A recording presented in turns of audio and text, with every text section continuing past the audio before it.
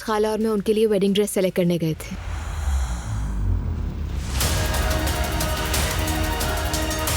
अल्लाह बखैर व आफियत उसकी शादी को मुकम्मल करे, आमीन। वो आदमी तुम्हें ऑर्गेनाइजेशन का लीड बनाने वाला है यानी? मगर उसके इसरार पर बनना पड़ा।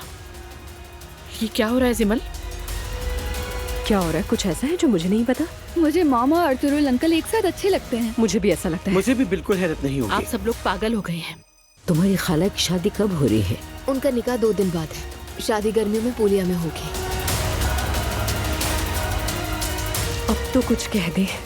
क्या फिर से कोई बुरी खबर है? नहीं, ऐसा कुछ नहीं है। अब ये मत कहिएगा कि मरियम को पता चल गया था कि हमने खाना खाया था। मैं शादी कर रही हूँ, खुदा के लिए मुझे जाने दे। आप शादी मत कीजिए। क्या? मैं तलाक ले लूंगा मरियम से। ये क्या हो रहा है मेरे साथ? या अल्लाह मेरी मदद कर। ये मेरे साथ क्या हो रहा है?